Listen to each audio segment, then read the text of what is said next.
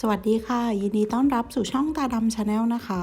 วันนี้มีวิธีการทำน้ำสลัดเทาซันไอแลนด์มาฝากกันค่ะซึ่งน้ำสลัดตัวนี้จะเป็นน้ำสลัดที่สามารถต่อยอดจากการที่เราทำมายองเนสนะคะสำหรับหลายๆคนถ้าเกิดมีมายองเนสที่บ้านอยากที่จะเปลี่ยนรสชาติของน้ำสลัดเราเนี่ยสามารถลองวิธีนี้ได้เลยค่ะ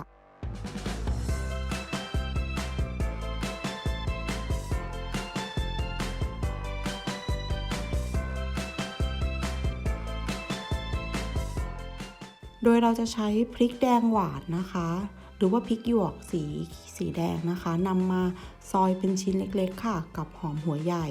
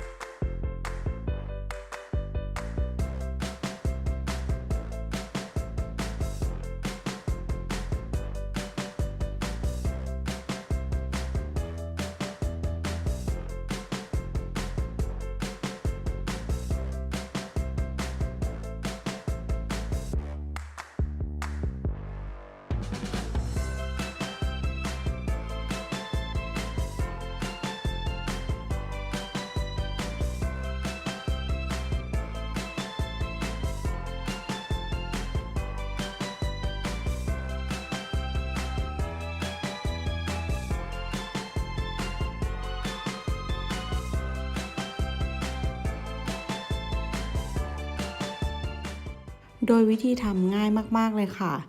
ในส่วนของซอสเทาซันไอแลนด์เนี่ยหรือว่าน้ำสลัดเทาซันไอแลนด์นะคะ นั่นก็คือการนำมายองเนสแล้วก็มาผสมในส่วนของซอสมะเขือเทศลงไป แล้วก็เพิ่มส่วนผสมต่างๆเข้าไปนะคะ ก็จะมีรสชาติที่กลมกล่อมแล้วก็อร่อยมากขึ้นค่ะ โดยในวันนี้นะคะเราจะใช้มายองเนสค่ะประมาณ3ช้อนโต๊ะซอสมะเขือเทศนะคะ1ช้อนโต๊ะค่ะ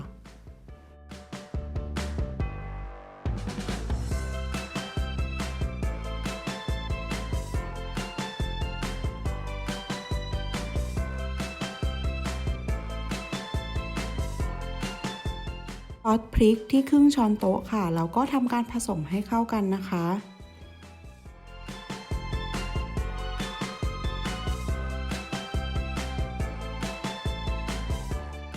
จากนั้นก็จะใส่หอมหัวใหญ่ที่เราซอยไว้ค่ะกับพริกหยวกสีแดงเนี่ยลงไปอย่างละ1ช้อนโต๊ะแล้วก็ทำการผสมให้เข้ากันค่ะถ้าเพื่อนๆมีแตงกวาดองก็ใส่เพิ่มเข้าไปได้นะคะแค่นี้ก็เสร็จเรียบร้อยแล้วค่ะสำหรับน้ำสลัดเทาซันไอแลนด์ค่ะ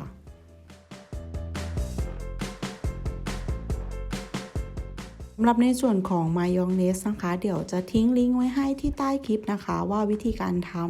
ทำอย่างไรซึ่งก็ทำง่ายเหมือนกันค่ะ